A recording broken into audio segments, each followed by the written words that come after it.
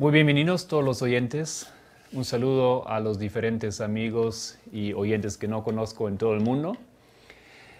Bienvenidos a nuestra serie de presentaciones con el tema La desolación de Jerusalén. Es una cronología, una historia, un estudio, un resumen de los eventos que acontecieron en la historia de nuestra iglesia hasta el día de hoy, que entendemos como una desolación, la historia de una influencia negativa y los resultados que hoy en día vivimos, que creo que nos aclararán muchas cosas.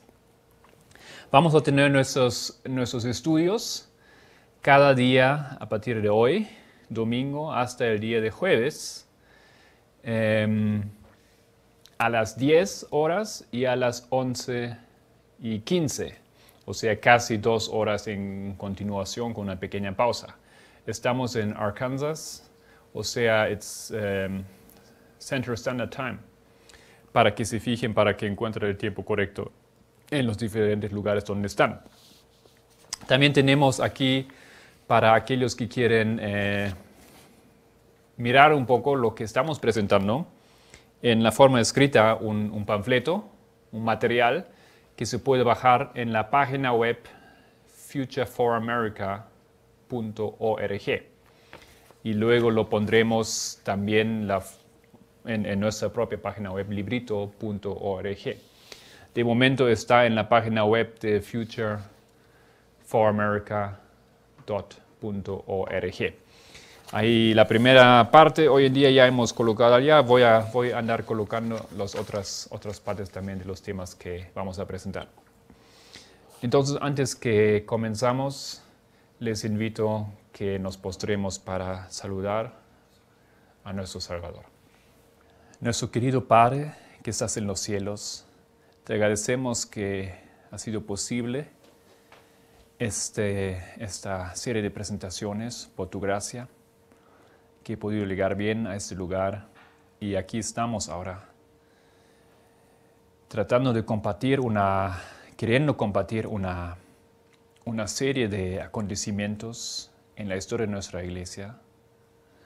Y querido Dios, desde el inicio pido que guíes mis palabras y que guíes nuestros espíritus y nuestros corazones para que de manera correcta presentamos todo y entendemos todo. Que sea esto en tus manos y que todo sea según tu voluntad.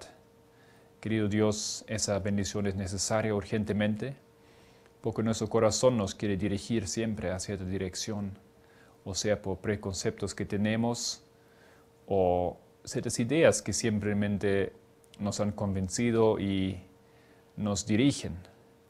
Querido Señor, de esa manera pedimos la ayuda del Espíritu Santo. Pedimos todo esto en el nombre de tu Hijo amado Jesús. Amén. Muy bien. Entonces, el material, para los que quieren tenerlo en forma PDF, está en la página web de futureforamerica.org.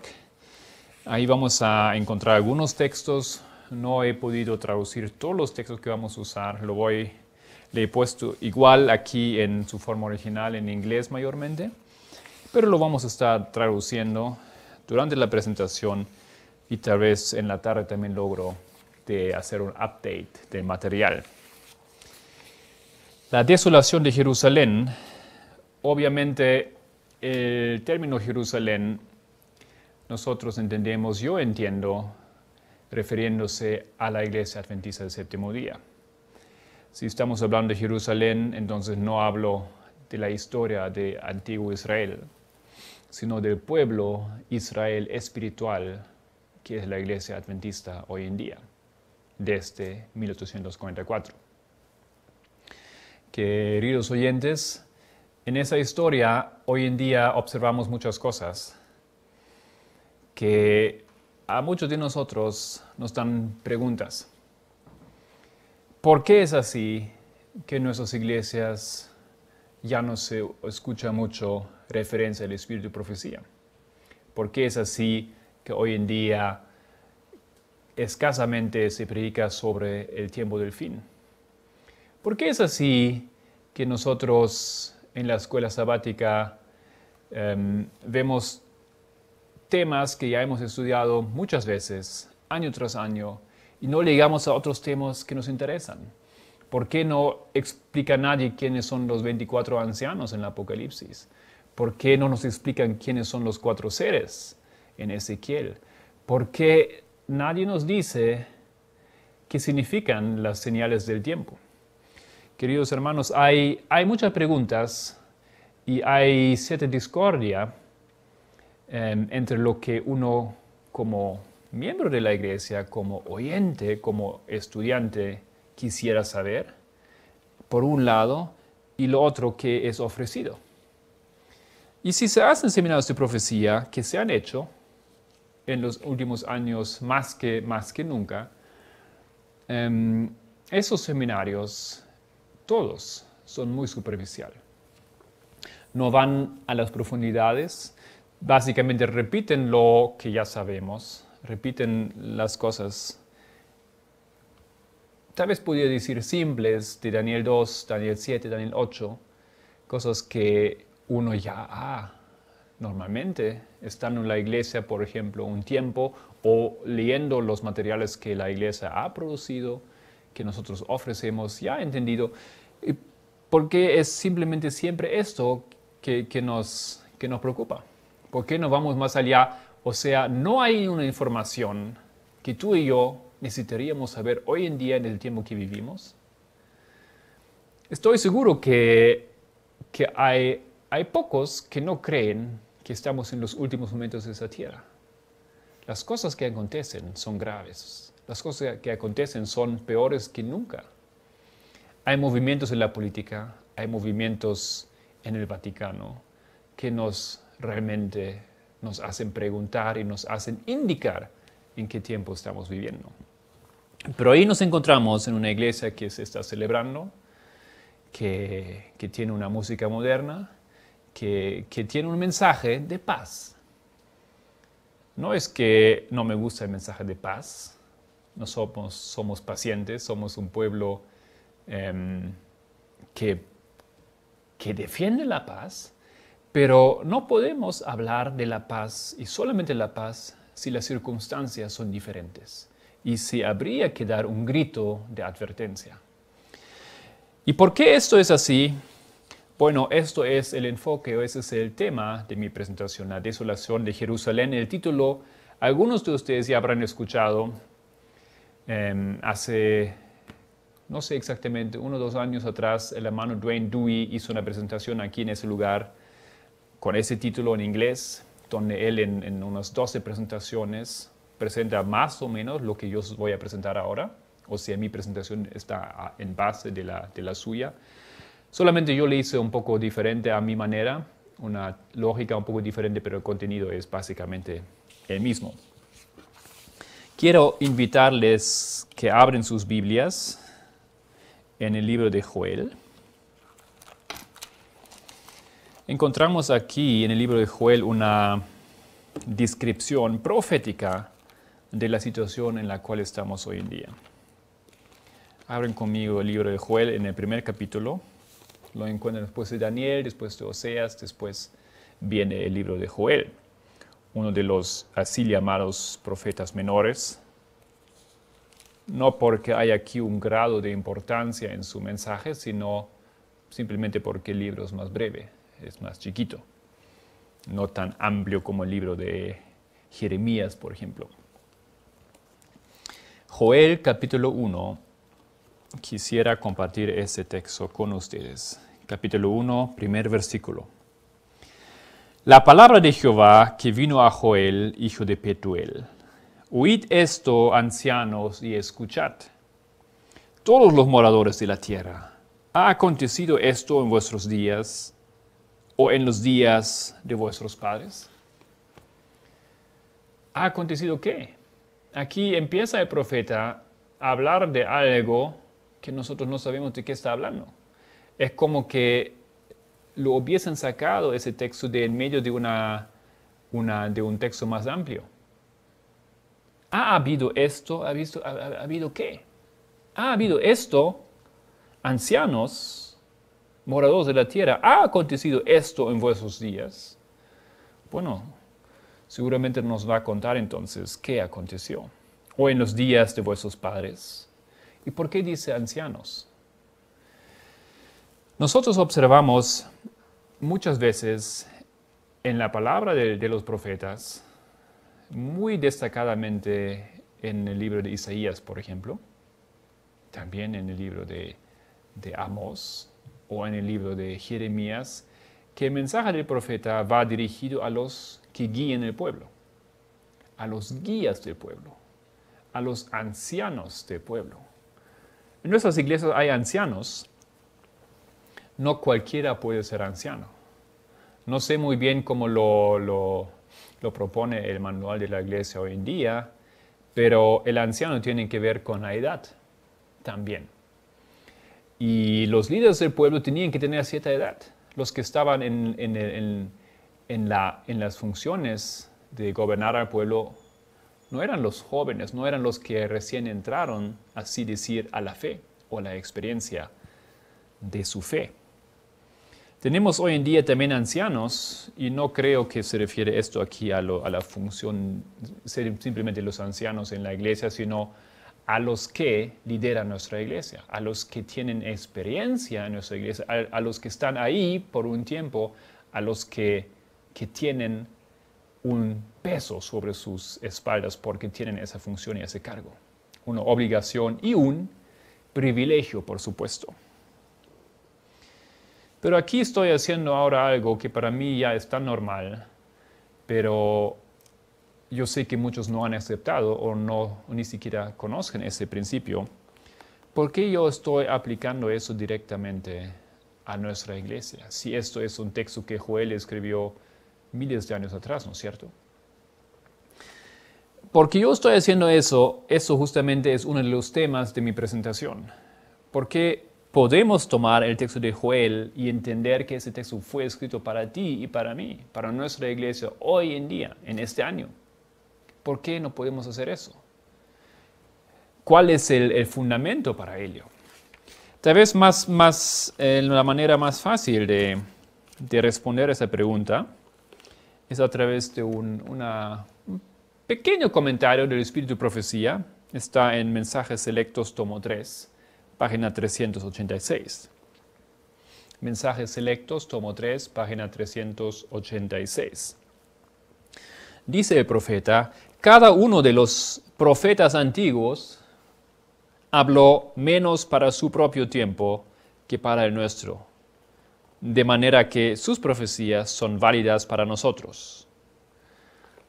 Cada uno de los profetas antiguos, Oseas, Sefania, ¿cómo se llama? Amós, Sefanías, ¿no es cierto? Jeremías, Joel, cada uno de los profetas antiguos habló menos para su propio tiempo que para el nuestro. Obviamente que Joel escribió para su tiempo. Era un mensaje profético que él tenía para su pueblo. Dios le dio para su pueblo, para su época. Pero en realidad, ahora el Espíritu de Profecía nos ilumina que lo que él escribió no era tanto para su tiempo, sino para el nuestro. Ese principio, queridos hermanos, tenemos que entender plenamente.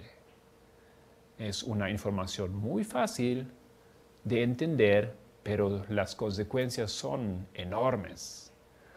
Y en muchos casos va a oponerse esa información a lo que nosotros hemos aprendido y estamos acostumbrados a entender si leemos un texto bíblico. ¿Acaso todos nosotros leemos los textos bíblicos, por ejemplo, de Moisés, o de Esther, o de Micaías, como si fuesen escritos para nosotros hoy en día? Si hacemos eso, básicamente hacemos una cosa. Leemos el texto y tratamos de sacar una enseñanza. Y esa enseñanza entonces es válida para nosotros. Pero eso no es lo que dice el Espíritu de Profecía. Cada uno de los profetas escribió menos para su tiempo y más para nosotros.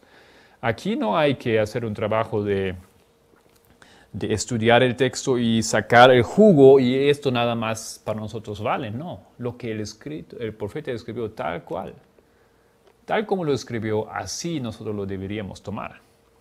Es para nosotros. Más aún es para nosotros. Es una cosa entonces que simplemente se puede entender cuando nosotros entendemos la función del Espíritu Santo en formar o en escribir los textos bíblicos. O claro, en interceder, en entrar en ese proceso. Joel no sabía que él iba a escribir para nuestra generación, pero el texto fue dirigido de tal manera que el texto es un texto para nosotros. Elena White luego proporciona dos textos bíblicos para apoyar. Y cita 1 Corintios 10, 11, 1 Pedro 1, 12. Los que no han escuchado eso todavía, por favor, verifiquen y lean esos textos porque la misma información la Biblia nos da en esos dos textos. Ese principio estoy repitiendo muchas veces y por ello no voy a entrar ahora otra vez en todos sus detalles, pero recuerden eso. Eso me da la libertad, y no solamente la libertad, el deber de entender Joel como si fuese escrito para nosotros. Así ha sido, así es el diseño divino. Oíd esto, ancianos, nuestras iglesias hoy en día, escuchad. ¿Ha acontecido esto en vuestros días o en los días de vuestros padres? Versículo 3.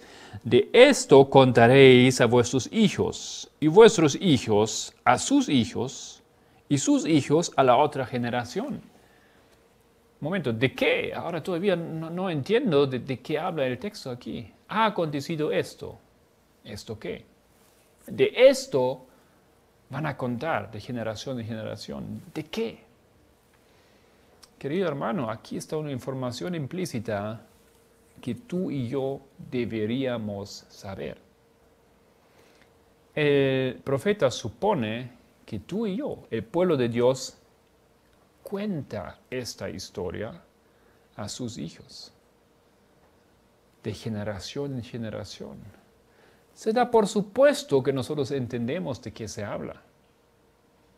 Y ojalá nosotros entendemos ello. Ojalá esto no es un enigma para nosotros, de qué habla el profeta.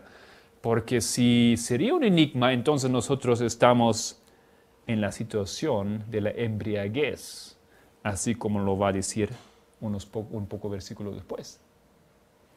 Queridos hermanos, ¿deberíamos saber esto o no deberíamos saber? Leen, por ejemplo, Salmos 44, primer versículo.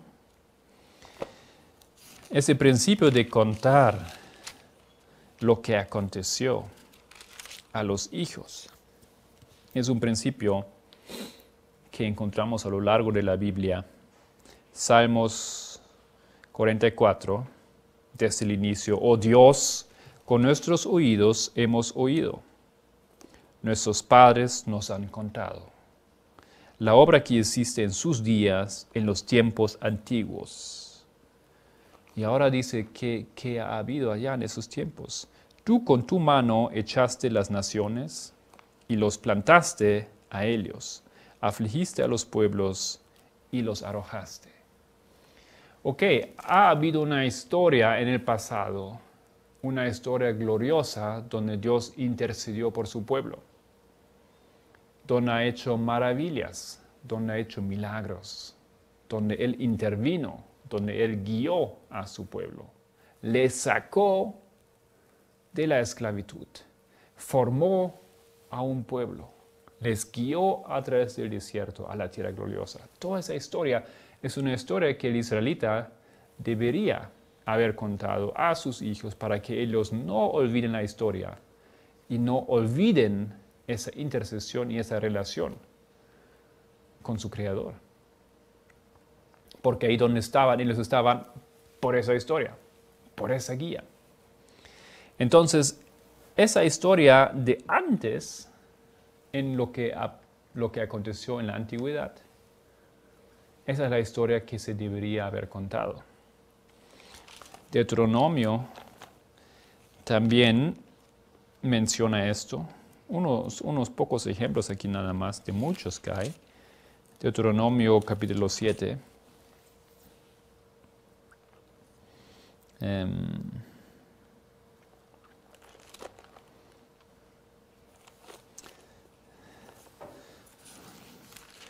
Deuteronomio capítulo 6, versículo 6, o versículo 4. Deuteronomio 6, 4. Oye Israel, Jehová nuestro Dios, Jehová uno es, y amarás a Jehová tu Dios.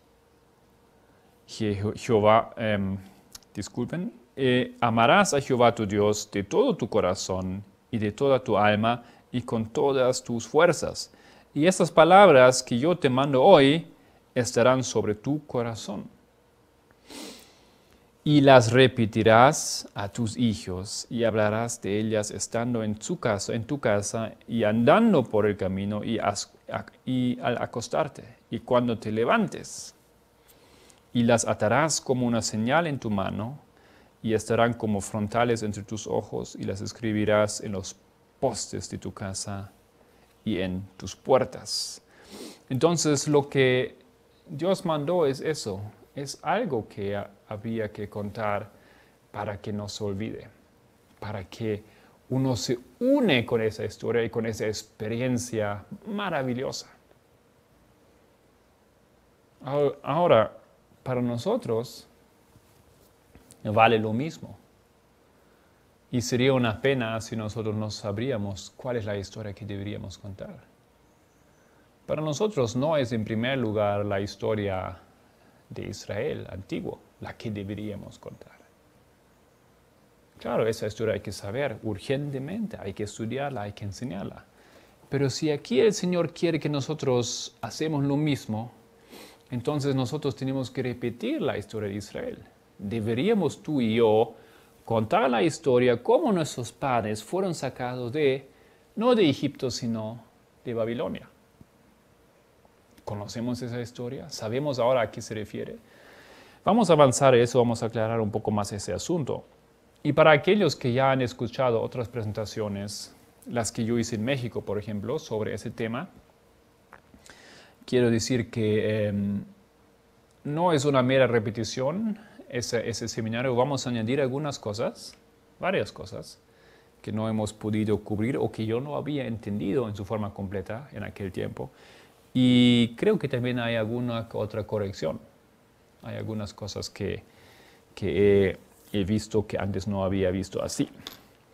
Entonces vale la pena escuchar también a nuestro seminario ahora en la segunda vez que presento en español esa temática.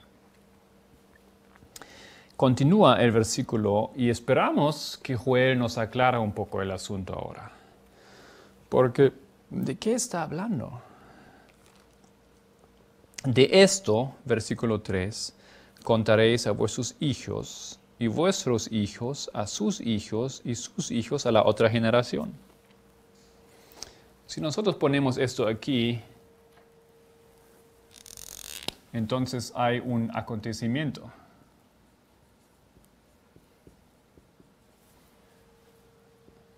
En la historia. De esto contaréis a vuestros hijos,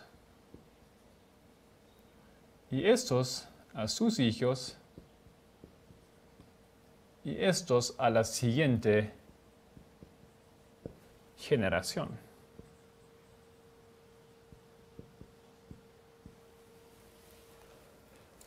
¿Cuántas generaciones son estas? La primera generación, la segunda generación, la tercera y la cuarta.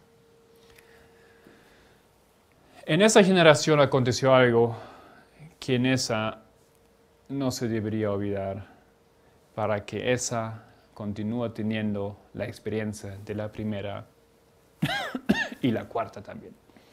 ¿Por qué aquí hay 4 generaciones? ¿Por qué Dios no continúa quinta, sexta, séptima, infinita generación? Hasta nuestra generación desde el comienzo. ¿O cómo deberíamos entender eso? Bueno, un principio que nos es muy importante y lamentablemente muchas veces se dice algo diferente de los temas que yo estoy presentando, es que creo completamente que para nuestra generación, para todas las generaciones después de 1844, ya no hay el elemento del tiempo en la profecía. O sea, ¿qué quiero decir? El elemento del tiempo, de una profecía del tiempo, ya no tiene importancia para nosotros. No es un factor que deberíamos considerar. Si yo entiendo generaciones, entonces no debería entender esto como tiempos. Una generación tiene tantos años. Eso yo había dicho diferente anteriormente. ¿Ya? Yo entendía que, bueno, aquí hay generaciones, una generación tiene tantos años y llegamos a cierta generación. No, puede ser, pero eso no es el enfoque. No es importante, no es el mensaje, porque simplemente el elemento del tiempo fue un elemento diseñado para la otra generación, para la generación de los mideritas. Ellos veían, o aquí mejor, más fácil de verlo, entendían todas esas profecías de los 2520 años. ¿A qué año llegó esta profecía? Los 2300 años, ¿a qué año llegó esa profecía? Y ese año era importante, porque lo podían predecir, lo podían anticipar, lo sabían de antemano. Necesitaban entender el tiempo. Para nosotros no va a haber eso. Nosotros no vamos a anticipar fechas. No significa eso que nosotros no vivimos en el tiempo. Vivimos en el tiempo, obviamente, y si algo acontece podemos ver que eso aconteció en cierta fecha. Pero eso no contradice la información que encontramos en Apocalipsis 10, que no habrá más tiempo. Claro que hay tiempo. Pero no vamos a fijar fechas, y tampoco aquí quiero fijar fechas y decir cuándo fue eso, digamos, en cuatro generaciones. No se trata de eso. Es un contenido espiritual. 4 generaciones espirituales. 4 generaciones son cuatro fases, 4 tiempos. Claro que tiempos, pero no el tiempo de una generación. ¿Ya? Para poder decir, eso será en tal año. ¿No es cierto? Entonces lo que tenemos aquí son 4 generaciones, y antes de dar un poco más luz sobre ello, quiero continuar con el siguiente versículo, porque eso simplemente apoya lo que dice el versículo 3. Versículo 4. Lo que quedó de la oruga comió el saltón. Lo que quedó del saltón comió el revoltón. Y la langosta comió lo que del revoltón había quedado. Momento. Se supone que si el profeta nos dice una cosa que no entendemos, que en los siguientes versículos él lo aclara y lo explica. No es así como un texto funciona. Había algo, un acontecimiento en la generación de los padres que debería haber sido contado de una generación a otra. El profeta piensa que tú y yo lo entendemos. Deberíamos, pero creo que no lo entendemos. Ahora entonces tal vez el siguiente versículo nos ayuda, pero ese versículo aún más nos complica el asunto, ¿o no es así? Aquí dice que hay una oruga.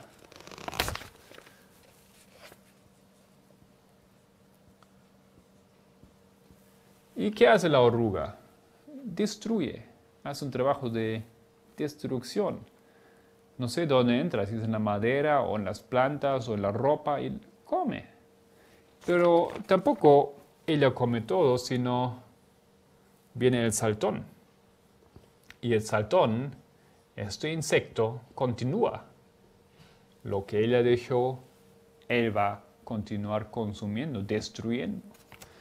Lo que él deja es todavía suficiente para el revoltón.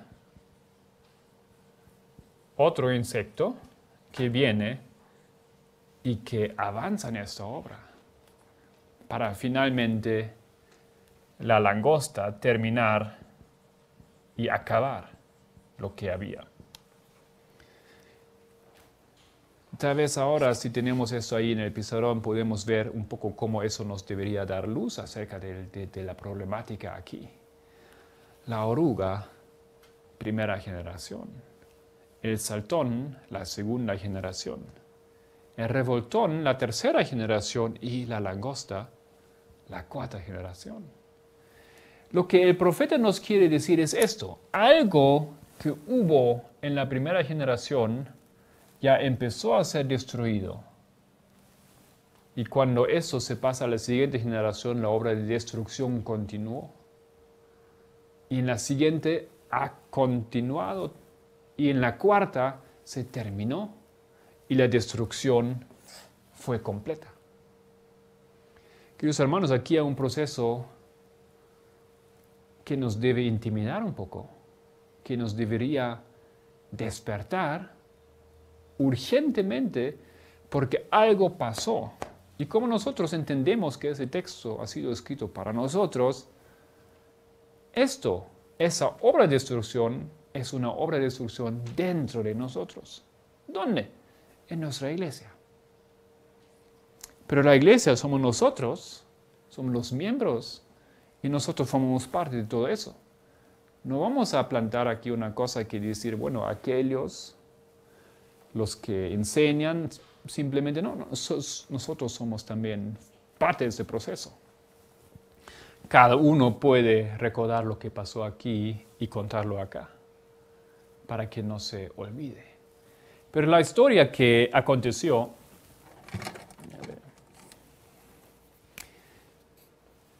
en el comienzo,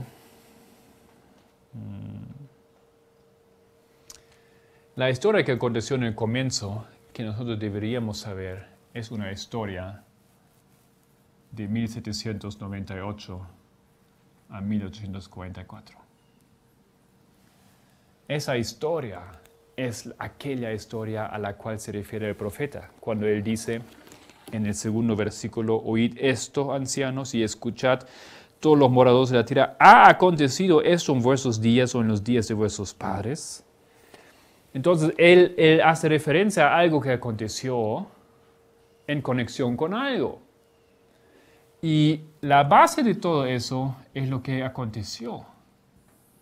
Lo que aconteció fue que el pueblo adventista, el verdadero pueblo de Dios, Israel espiritual, fue liberado, fue sacado de entre medio de Babilonia.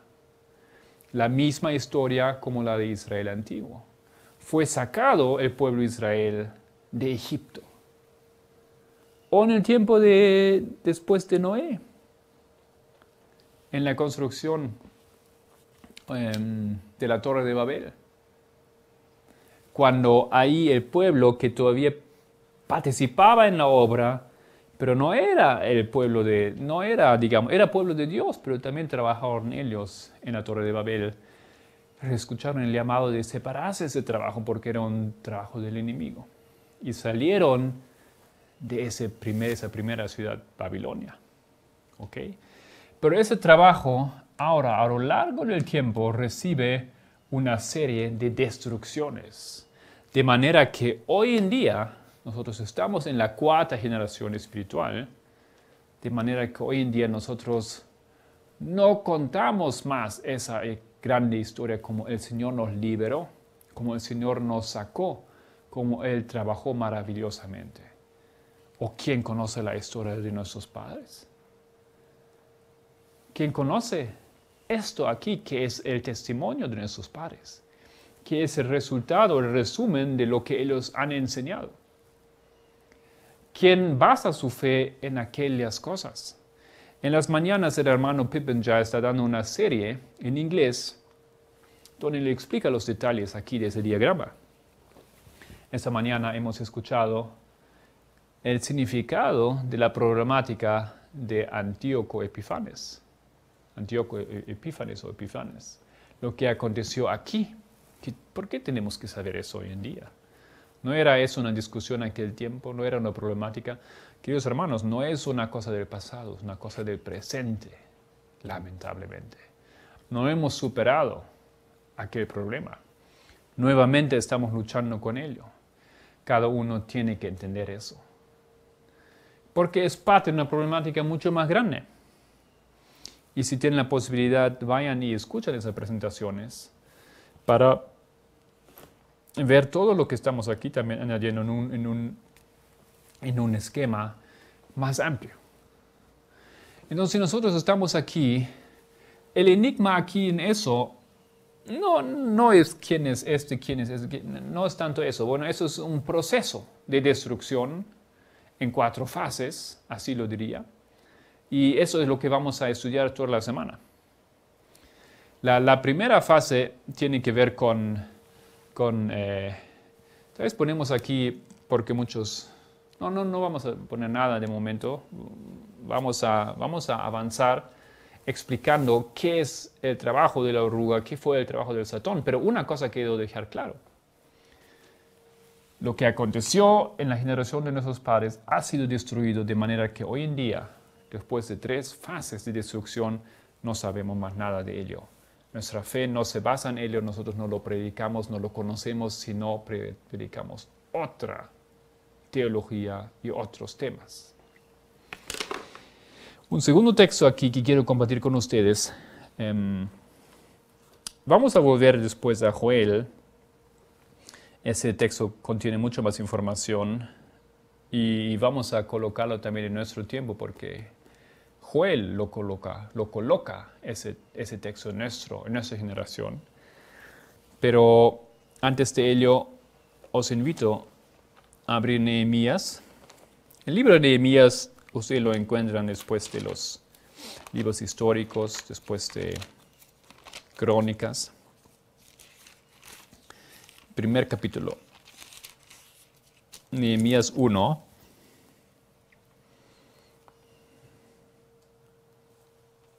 O vamos a directamente al capítulo 2. En el primer capítulo, Nehemías describe las circunstancias. ¿Ya? Él hace una oración para Jerusalén porque él se entera del estado de la destrucción que ha recibido su ciudad. Jerusalén está desolado, está destruido. Y Nehemías llora cuando se entera de esto. Se pone triste, pero él inicia una acción. Y podemos entonces saltar y comenzar a leer en el versículo 11 de Nehemías 2. Llegué pues a Jerusalén y después de estar allí 3 días, me levanté de noche, yo y unos pocos varones conmigo. Elena White nos dice que se levantó de medianoche. Los que han estudiado la historia de los menonitas conocen que hubo un clamor en medianoche, ¿no es cierto? Nosotros también sabemos que hay una repetición. El fuerte clamor tiene que ver con la medianoche. Bueno, y llegué pues a Jerusalén y después de estar ahí 3 días me levanté de noche, yo y unos pocos varones conmigo, unos pocos nada más. ¿Dónde están los otros?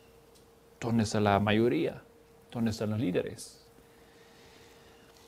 Y no declaré a hombre alguno lo que Dios había puesto en mi corazón que hiciste en Jerusalén. Ni había cabalgadura conmigo, excepto la única en que yo cabalgaba. O sea, él fue en una obra, no diría secreta, más bien solitaria. Pocos que podía llevar consigo, pocos que entendía lo que iba a hacer, pocos en los cuales él podía confiar. Lamentablemente, los otros se hubiesen opuesto a ese plan de Nehemías. Versículo 13. Y salí de noche por la puerta del valle hacia la fuente del dragón y la puerta del muladar. Y observé los muros de Jerusalén que estaban derribados y sus puertas que estaban consumidas por el fuego. Pasé luego a la puerta de la fuente y el estanque del rey, pero no había lugar por donde pasase la cabalgadura en que iba. Y subí de noche por el torrente y observé el muro, y di la vuelta y entré por la puerta del valle y me volví. ¿Qué está haciendo Nehemías? Entonces Nehemías va de noche para observar el estado de la destrucción. ¿Qué aconteció? ¿Cómo se puede remediar? ¿Qué se debería hacer? ¿Dónde hay los huecos? ¿Dónde hay que cerrar? Etcétera. Él quería planificar, observar qué se puede hacer. ¿Qué aconteció con esa ciudad? El grado de la destrucción él está estudiando. Y él está mirando cuáles son los remedios, cuáles actividades que se deberían llevar a cabo para cerrar la ciudad. ¿Por qué? La ciudad con muros abiertos no se defiende, no provee seguridad, no provee protección. Entendemos nosotros todo eso en sentido espiritual. Continúa, versículo 13, en versículo 14, pasé luego por la puerta del fuente y el estanque del rey, pero no había lugar por donde pasase la cabalgadura en que iba. 15. Y subí de noche por el torrente y observé el muro y di vuelta y entré por la puerta del valle y me volví. 16. Y no sabían los oficiales a dónde yo había ido, ni qué había hecho, ni hasta entonces lo había declarado yo a los judíos y sacerdotes, ni a los nobles y oficiales, ni a los demás que hacían la obra. ¿Por qué? ¿Por qué no a ellos? ¿No debería llevarse a cabo la obra de la inspección, de la construcción, de todo eso con la ayuda, el apoyo, la dirección de los oficiales, de los líderes, de la institución? Aquí Nehemías entiende que con ellos, lamentablemente, en esa fase él no puede trabajar. Esto es una enseñanza para nosotros. Esto no es un llamado a una rebelión, esto es simplemente una declaración acerca de la realidad. Nehemías tiene que evadir a los oficiales para poder llevar a cabo esa obra, porque ellos se hubiesen opuesto. ¿Cómo continúa? 17. Les dije, pues vosotros veis el mal en que estamos, que Jerusalén está desierta y sus puertas consumidas por el fuego. Venid y edifiquemos el muro de Jerusalén y no estamos más en oprobio. Entonces lo que aquí acontece es que, claro, después él se dirige a ellos, son ellos también parte del pueblo de Dios, son incorporados en la obra, son invitados a participar, en reconstruir. Pero ¿qué quiero decir? Si nosotros entendemos la historia de Joel, y eso es sobre lo que vamos a hablar en toda esta semana, observamos que hay un estado de destrucción hoy en día. Nosotros estamos en esa cuarta generación. Pasó algo en los años pasados los que nos ha alejado del comienzo de nuestra fe, del comienzo de la historia de la iglesia adventista. Y en esa obra, el profeta Nehemías hace algo que nosotros todos deberíamos hacer: ir y observar y estudiar qué aconteció. Espero que nuestra presentación aquí da un aporte a eso y podemos colocar algunas cosas en su lugar en ese trabajo de restaurar, de observar. Lamentablemente, con pocos se puede hacer eso. Pocos se van a juntar, la mayoría se va a oponer, los líderes se van a oponer. Porque aquellos son los que piensan que deberían controlar todo esto. Y como ellos lideran, no va a haber lugar para la crítica. Básicamente está todo bien. Básicamente hoy en día nos festejamos como iglesia. No hay lugar para crítica, no se escucha. No es bien visto. No se debe ni siquiera repartir libros o panfletos o cartas. Se prohíben esas cosas. porque el miedo rige que esto nos separa. El miedo y la acusación están en el aire, que eso destruye, mientras que simplemente haría lo opuesto. Este trabajo aquí de Nehemías es un trabajo para el bien del pueblo, para la salvación del pueblo. Y fíjense cómo continúa la historia. Versículo 18. Entonces les declaré cómo la mano de mi Dios había sido buena sobre mí, y asimismo las palabras que el rey me había dicho. Y dijeron, levantémonos y edifiquemos. Así esforzaron sus manos para bien. Pero cuando lo oyeron, Sanballat horonita, Tobías el siervo amonita y Geshem el árabe hicieron escarnio de nosotros y nos despreciaron, etc. Entonces, esa restauración de Jerusalén está en un tiempo cuando vienen los 3 enemigos. Esos 3 enemigos no son del pueblo, ellos se oponen al pueblo y van a tratar de frenar y destruir esa obra de restauración. Ellos van a acusar a los israelitas, van a ir ahí al rey de Persia para declarar que ellos están llevando una obra a cabo que no deberían, etc. Y le van a complicar esa obra de la restauración. Queridos hermanos, no sé si ustedes se dan cuenta, pero estamos en la misma situación. Nosotros estamos delante del momento en que la triple alianza, la alianza, ¿cómo se dice? Tengo en mi boca la palabra impía, ¿ya? Se está reuniendo. Nosotros conocemos esa información desde Apocalipsis 16. Los 3 espíritus inmundos se están por reunir sus fuerzas en contra del pueblo de Dios para destruirlo, para frenar. Y obviamente lo que ellos quieren prevenir, que ese pueblo se puede esconder bien, que ese pueblo puede edificar unos muros fuertes para estar a salvo y adentro y llevar adentro otros. Eso todo es espiritual. Esos muros que hay que reedificar son espirituales. Aquí yo quiero espiritualmente estar a salvo. Aquí yo quiero poder defender lo que yo creo. Cuando llega el enemigo, cuando llega esa triple alianza, que son la bestia, el dragón y el falso profeta, yo quiero estar en mi lugar. Cuando se reúnen el papado con las Naciones Unidas y los Estados Unidos, yo quiero saber lo que yo creo.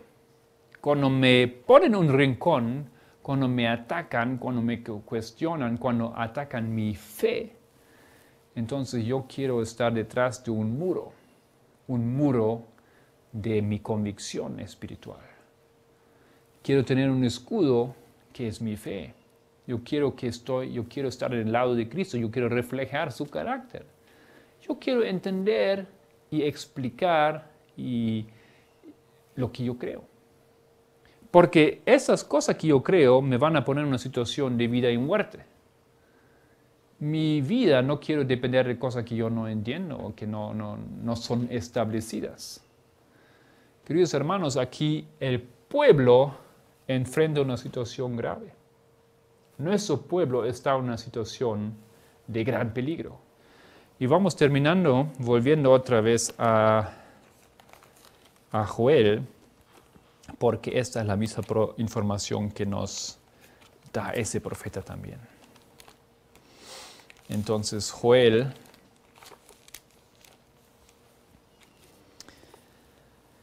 continúa y dice,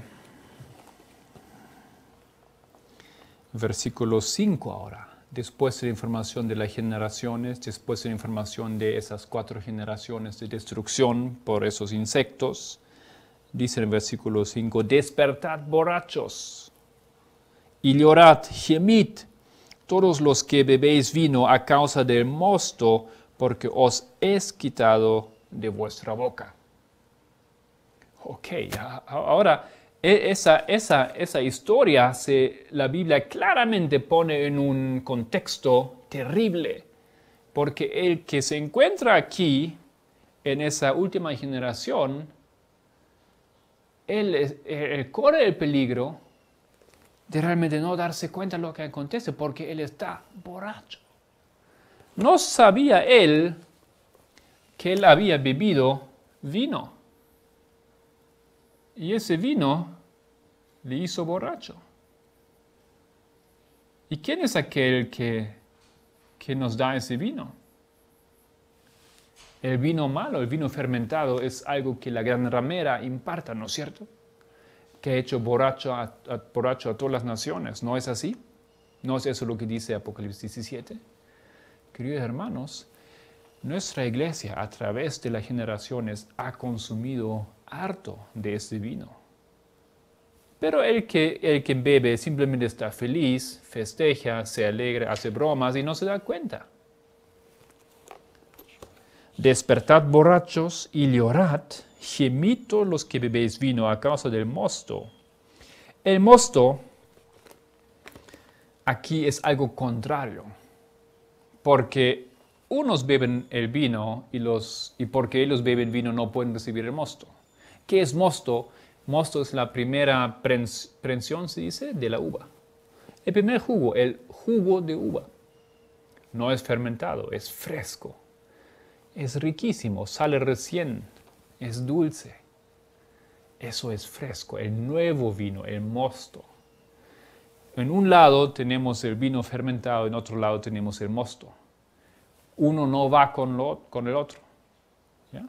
Por eso Cristo dice en Mateo, ¿dónde es eso? Mateo 9, que el nuevo vino, el mosto, no se puede echar en los recipientes viejos, porque se quiebran.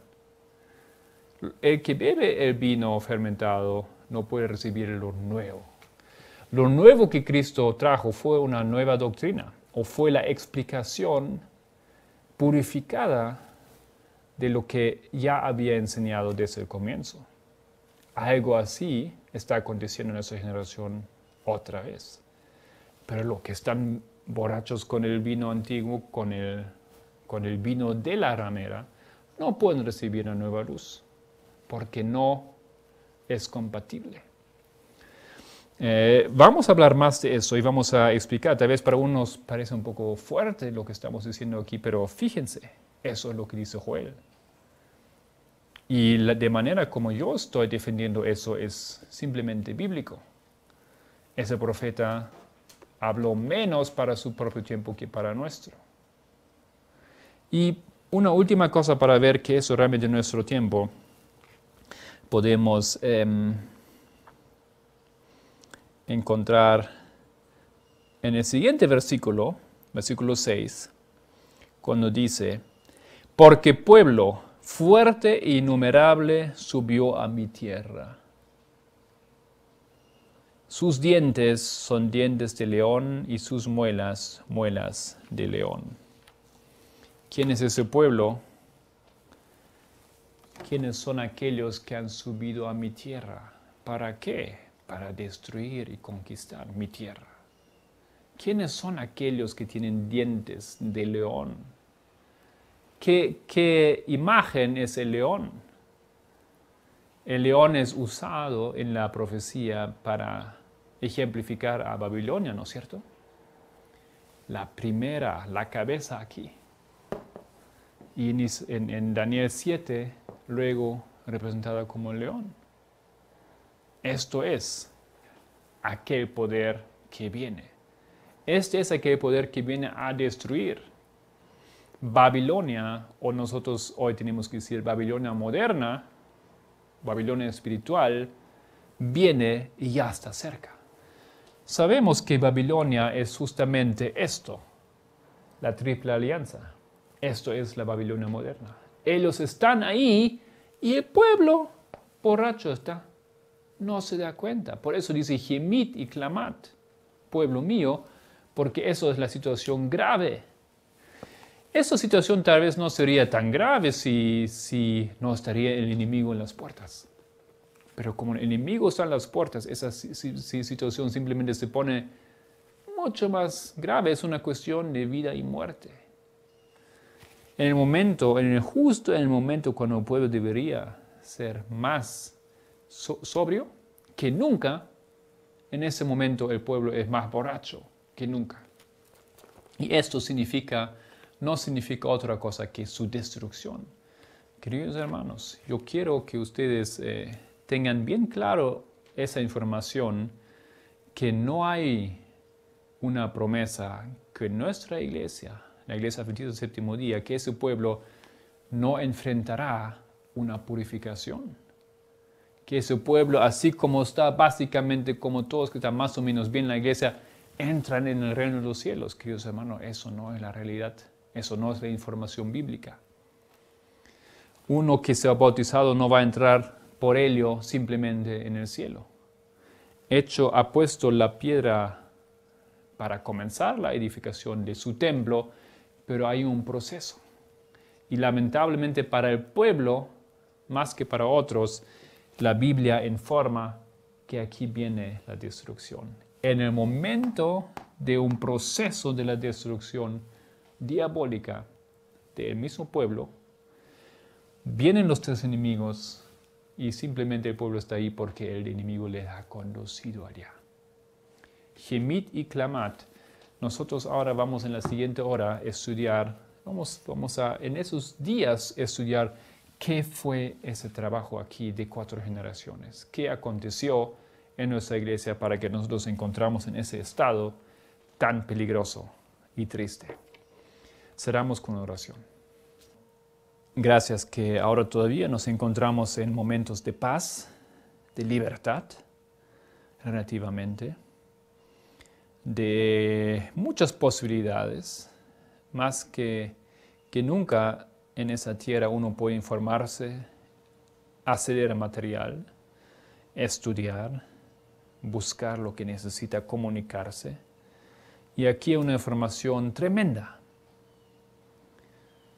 Como pueblo adventista nos encontramos en los últimos momentos de esa tierra, y este pueblo, que debería estar despierto más que nunca, tú le informas que está ebrio. Querido Señor, queremos pertenecer a aquellos que despiertan, que agarran esa última información para prepararse para esos momentos y estar seguros detrás de un muro en vez de caer en las manos de aquel poder que entra en la tierra. Querido Dios, pedimos que nos guíes a nuestros corazones en nombre de Cristo. Amén.